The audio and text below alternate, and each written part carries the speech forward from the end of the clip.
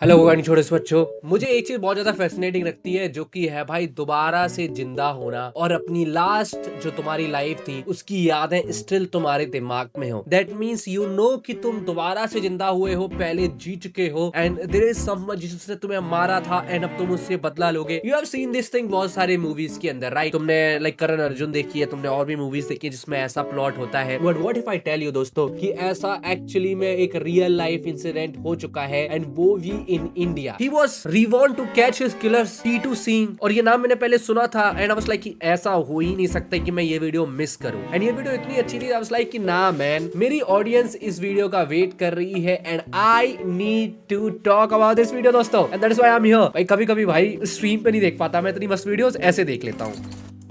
आ जाओ, let's check. 1985 Agra से 17 kilometre दूर। अरे भाई ये तो मेरे गांव की जगह है भाई, बाढ़ गांव मेरे गांव के पास में ही पड़ता है दोस्तों। सच्ची में मजाक नहीं कर रहा मैं इस चीज का। बाढ़ गांव में तोरन सिंह उर्फ टीटू अभी 2 साल का भी नहीं हुआ था कि उसने साफ साफ बोलना शुरू कर दिया था। टीटू सबसे छोटा बालक है मेरा। सुनने में तो ये हर माँ बाप के लिए खुशी की बात होती है कि उनका बच्चा बोलने लग जाए, बट टीटू के केस में यह क्वालिटी उसके पेरेंट्स के लिए खुशी से ज्यादा चिंता का कारण बन गई थी। डैम। नीटू जब 2 साल का हुआ तो अजीब तरह की बातें करने लगा था। मेरे पिताजी से कहना कि वो मेरी बीवी और बच्चों का ध्यान रखे क्योंकि मुझे यहाँ खाना मिल रहा है लेकिन मुझे उनकी फिक्र हो रही है। जब टीटू की माँ ने पूछा कि वो किसकी बात कर रहा है तो उसने जवाब दिया कि वो अपने असली परिवार की बात कर रहा है जो इस वक्त आगरा में है। ओके। वो बार बार अपने पेरेंट्स से कहता कि तुम लोग मेरे असली माँ बाप नहीं हो और मेरे असली माता पिता आगरा में हैं। वो अचानक भाई ये कैसे स्टूपिड बनता है? फॉर एग्जांपल तू अगर if he knows about that उसकी पुरानी लाइफ थी, ठीक है, देन ये उसके रियल मम्मी पापा हैं एंड वो उसके पास्ट लाइफ के मम्मी पापा थे। दैट डजंट मीन कि लाइक वो उसके रियल मम्मी पापा है। रोना शुरू कर देता। अपनी माँ से कहता कि मैं बस यूं ही आ गया हूँ और मुझे अपने असली घर जाना है, मुझे वहाँ की बहुत याद आ रही है। हम पूछते थे कि हम कौन है तो ये बताता था कि हम तुम्हारे घर के नहीं है। शुरुआत में तो उसे सबने बच्चा समझकर इग्नोर किया जो ऑब्वियसली हर कोई करेगा एंड इसे एक बच्चे की इमेजिनेशन समझा। 1988 3 साल बीत गए। 5 साल के टीटू ने अब जो बातें और हरकतें करनी शुरू की उसने माँ बाप को गहरी चिंता में डाल दिया। एक दिन टीटू बोला कि उसका असली नाम सुरेश वर्मा है और उसकी बीवी उमा से उसको 2 बेटे हैं जिनका नाम रोमू और सोमू है। मेरी बहू का नाम उमा है, मेरे पापा जी का नाम चंदा भारती है। उसका आगरा में एक बंगला है और सदर बाजार में सुरेश रेडियोज नाम से दुकान भी है। की दुकान है वो मेरी। और इतना ही नहीं, उसने बताया कि कैसे शाम को अपनी कार से घर लौटते वक्त 2 आदमियों ने उसे आकर सर पर गोली मार दी थी जिससे उसकी ऑन स्पॉट मौत हो गई थी। कभी कहता है मेरे गोली मारी, कभी कहता है मेरे माता पिता तुम नहीं हो। उसने ये भी बताया कि कैसे उसका अंतिम संस्कार किया गया। कभी कहता है मुझे हॉस्पिटल ले जाने के बाद में शमशान भूमि ले गए। पिछले 3 सालों से घर वाले वैसे भी उसकी उल्टी सीधी बातें सुनते आ रहे थे लेकिन इस तरह की बात उसने पहली मजा आ रहा है दोस्तों इस वीडियो में। लाइक मैंने ऐसी स्टोरी सुनी है बट मैंने कभी इन रियल लाइफ किसी को ऐसे देखा नहीं है, but this is very interesting भाई। बार की थी। शमशान भूमि में आग लगा दी और पानी डाल के मुझे यमुना में फेंक दिया। एक 5 साल का बच्चा अपने बीवी और बच्चे होने की बात करने लगे और ये बताने लगे कि कैसे पिछले जन्म में उसकी मौत हुई थी तो आपके मन में सॉरी तो आगे पीछे से मुझे यमुना में फेंक दिया। एक 5 साल का बच्चा अपने बीवी और बच्चे होने की बात करने लगे और ये बताने लगे कि कैसे पिछले जन्म में उसकी मौत हुई थी तो आपके मन में क्या आएगा? फिलहाल ये खबर पूरे गांव में फैल गई और वहां सबको एक ही बात लग रही थी और वो ये थी कि टीटू के ऊपर भूत आ गया है। भूत प्रेत की थ्योरी तो वैसे भी हमारे देश के गांव में सबसे पहले आ जाती है, इसलिए टीटू के केस में भी वही हुआ। टीटू का नेचर अपनी उम्र के बच्चों से कहीं ज्यादा अलग हो गया था वो भले ही 5 साल का लेकिन उसकी भाषा शैली, लहजा, हाव भाव और बोलने का तरीका बड़ों जैसा हो गया था। वो अपने माँ बाप की गरीबी का मजाक उड़ाने लगा।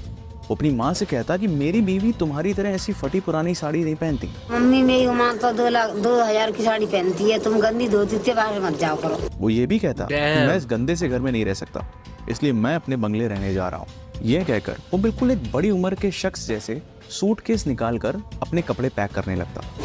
झट झोला अपने छोटे छोटे कपड़ा भरे और झट चल लें तुझे।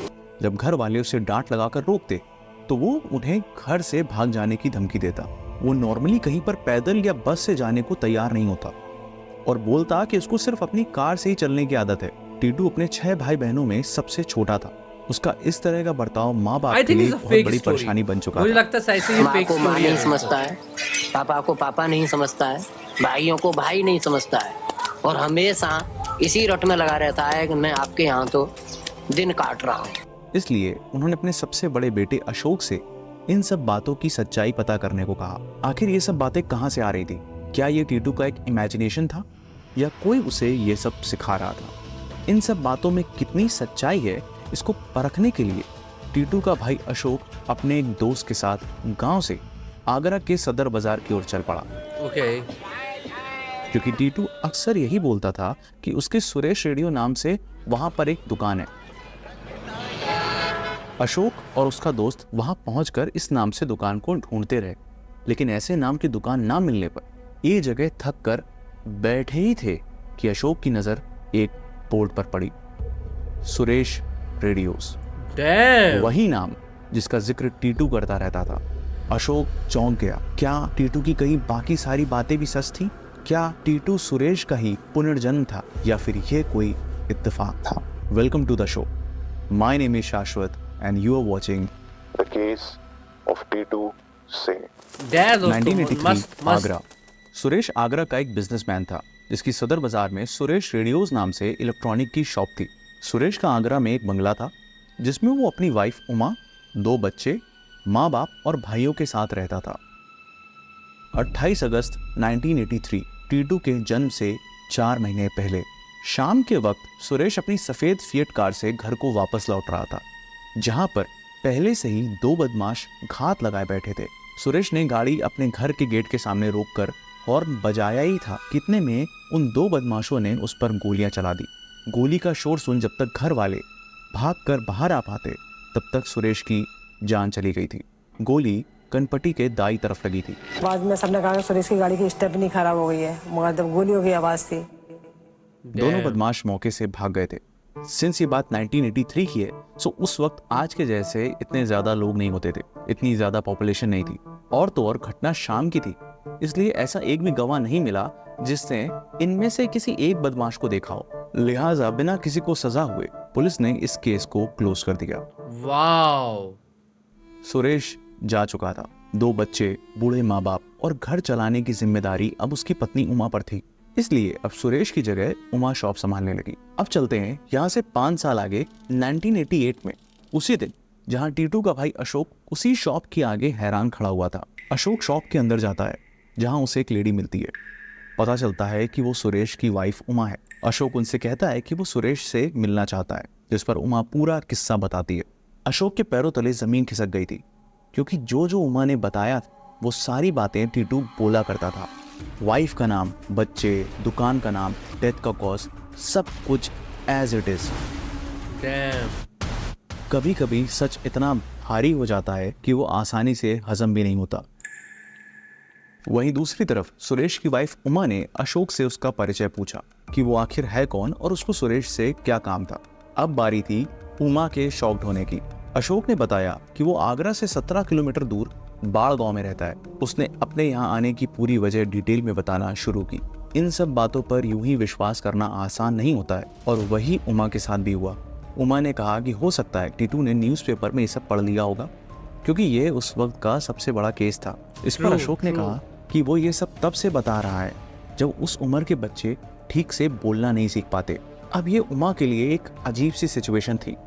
वो एक तरफ क्यूरियस भी थी, वहीं दूसरी तरफ मन में उठ रहे ढेरों सवाल से कंफ्यूज भी। उमा ने अपने सास ससुर यानी सुरेश के पेरेंट्स को पूरी बात बताई। वो भी शॉक्ड, लेकिन एक तरफ ये सोचकर खुश भी कि उनका बेटा वापस आ गया है। अशोक ने सच को और पुख्ता करने के लिए सुरेश के परिवार वालों से अपने घर बाड़ गांव चलने के लिए कहा। अशोक ने कहा कि बिना बताए अचानक घर चलकर देखते हैं कि टीटू आप लोग को देखकर पहचान पाता है या नहीं, और आप भी उससे अपने सवाल जवाब कर लेना। बेचैनी, घबराहट, क्यूरियोसिटी जैसे अनेक इमोशंस दिल में लिए सुरेश के घर वाले अशोक के साथ टीटू से मिलने चल दिए। वही टीटू जिसमें शायद उनको अपना सुरेश दोबारा देखने को मिल जाए। उस टाइम टीटू खाना खा रहा था, लेकिन जैसे ही उसने दरवाजे पर खड़े सुरेश के परिवार वालों को देखा, वो भागता हुआ उनके पास पहुंचा और सबके गले लग गया। वो जोर जोर से बोलने लगा, देखो मेरे माँ बाबूजी आ गए। अपने माँ बाप को बुलाकर लाया और सुरेश के पेरेंट्स को अपने असली माता पिता बताने लगा। Damn. उमा आई, पापा जी आए, माता जी आई। लेकिन जैसे ही उसकी नज़र उमा पर पड़ी वो शर्मा गया।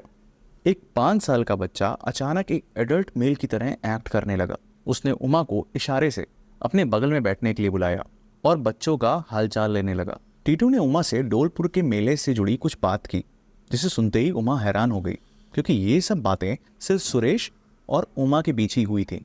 मिलने के बाद जब सब वापस जाने लगे तो टीटू ने देखा कि बाहर मारुति कार खड़ी थी जिससे सुरेश की फैमिली आई थी। मारुति कार देखते ही उसने पूछा कि मेरी फिएट कार कहाँ है, जिस पर उसे पता चला कि सुरेश की डेथ के बाद घर वालों ने वो कार बेच दी थी। टीटू बड़ी स्टाइल से कार के अंदर बैठा, खुद से कार का म्यूजिक सिस्टम ऑन किया और इतना ही नहीं, सुरेश के भाई की हेल्प से थोड़ी दूर तक कार ड्राइव भी कर ली।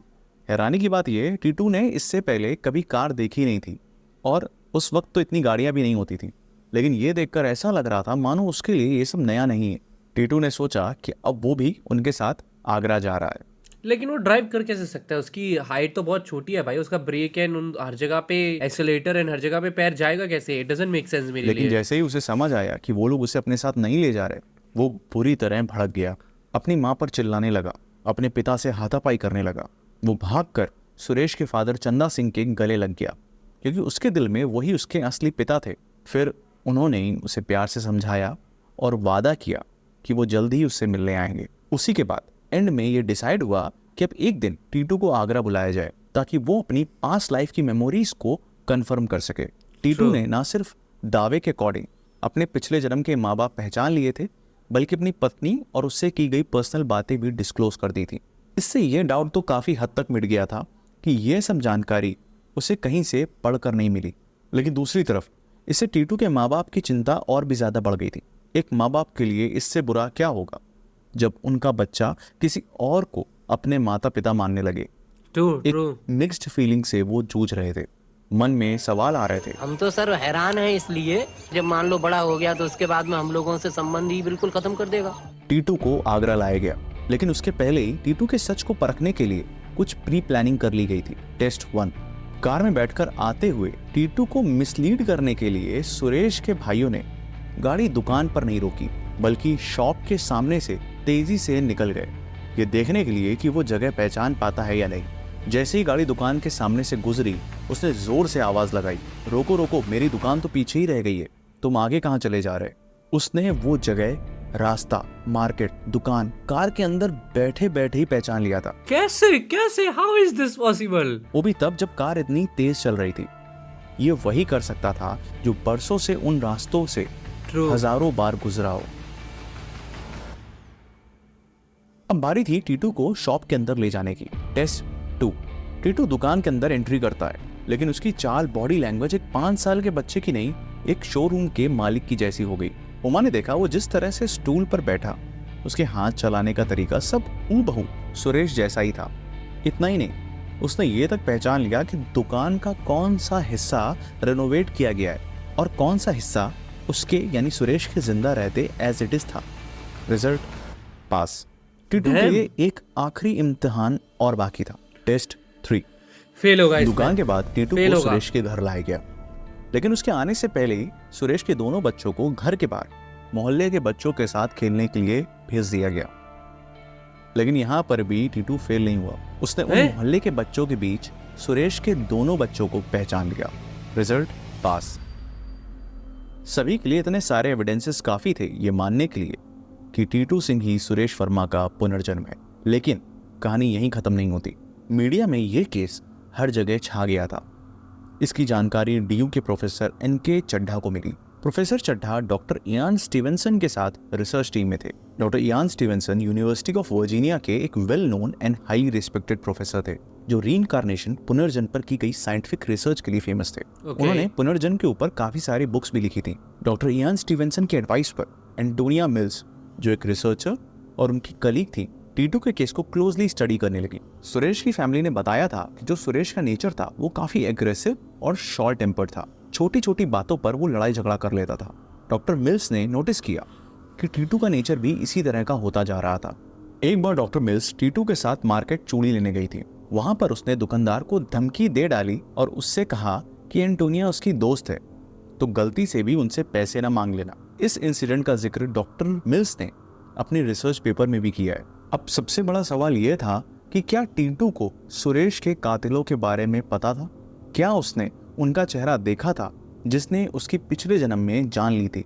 तोरण सिंह उर्फ टीटू, एक 5 साल का बच्चा, अब ऐसे खुलासे करने वाला था जिसने मीडिया जगत में आग लगा दी। टीटू ने बताया कि 28 अगस्त 1983 की शाम, जिस दिन उसको गोली मारी गई, उसने उन 2 बदमाशों में से एक का चेहरा पहचान लिया था और वो शख्स कोई और नहीं, उसी का यानी सुरेश का ही एक साथी बिजनेसमैन था। अच्छी बात यह थी कि आगरा पुलिस ने इस केस को सीरियसली लिया। पुलिस ने टीटू के बयान के आधार पर उस आदमी को उठा लिया और सख्ती से पूछताछ की, जिस कारण उसने अपना अपराध कबूल कर लिया।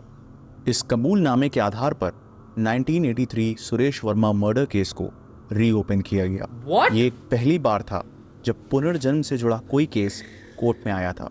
गवाही के लिए टीटू को बुलाया गया। उसने भी कोर्ट में पूरा इंसिडेंट डिटेल में बताया। केस के सबसे बड़े टर्निंग पॉइंट थे postmortem and birth mark report. Suresh के सर पर जिस तरह गोली मारी गई थी, उसी तरह 2 निशान टीटू के सर पर मिले। जब उसके बाल हटाए गए तो पाया गया कि उसके सर में बिल्कुल वैसे ही 2 निशान थे, जिसका साइज और शेप सुरेश के सर पर लगी बुलेट के एंट्री और एग्जिट वुंड से मिलता था। डॉक्टर इयान स्टीवेंसन ने अपनी रिसर्च में मेंशन किया है कि बर्थ मार्क और पास्ट लाइफ की इंजरीज के बीच कनेक्शन होता है, और यही मान्यता हिंदू धर्म में भी है। कोर्ट में डॉक्टर एंटोनिया मिल्स के टीटू से जुड़े रिसर्च पेपर भी सबमिट किए गए। इन सभी सबूतों के आधार पर आगरा कोर्ट ने यह मान लिया कि टीटू ही सुरेश का पुनर्जन्म है और सुरेश के कातिलों को सजा हुई। यह एक रिवॉल्यूशनरी और कंट्रोवर्शियल जजमेंट था जो उस वक्त हर न्यूज़पेपर के फ्रंट पेज में छा गया था। उन अपराधियों ने कभी ये तो भाई एक पिक्चर की स्टोरी है भाई। I need a movie on this. Like क्या देखा है भाई मैंने, लाइक व्हाट द हेक। सपने में भी नहीं सोचा होगा कि जिसकी जान लेकर वो बच निकले थे, वो दोबारा जन्म लेकर फिर लौटेगा उनको उनके किए की सजा दिलाने। Wow wow crazy.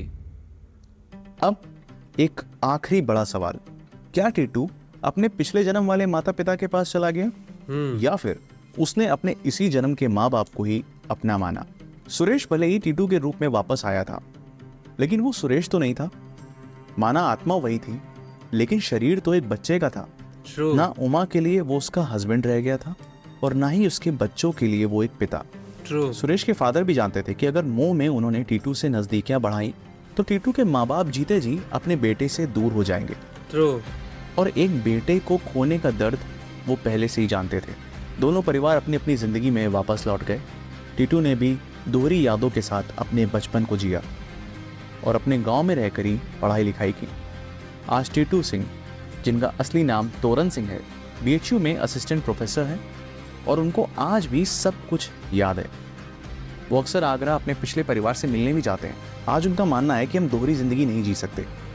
जो कल बीत गया सो बीत गया, और जो बाकी है वो है हमारा आज। God damn. पुनर्जन्म का ये अनोखा केस हमें सिखाता है कि लाइफ एक सीधी लकीर नहीं। बट अभी भी मेरे को कंफ्यूजन है, maybe it is true और not, cause like this is crazy भाई। मेरे को बहुत पसंद है ऐसी चीजें भाई। I like this video. I did this story when I was a journalist in APB news. I met Titu and other family member. This is true, amazing. This story still gives me goosebumps. Damn भाई, लोग को still believe है भाई, जिन्होंने इसके ऊपर काम किया है उनको भी लगता है कि ये रियल स्टोरी है। Let me know guys what you guys think. तुम्हारा क्या रिएक्शन है इसके ऊपर? I see you in the next one. Bye bye. Maybe मुझे टीटू से मिलना चाहिए दोस्तों।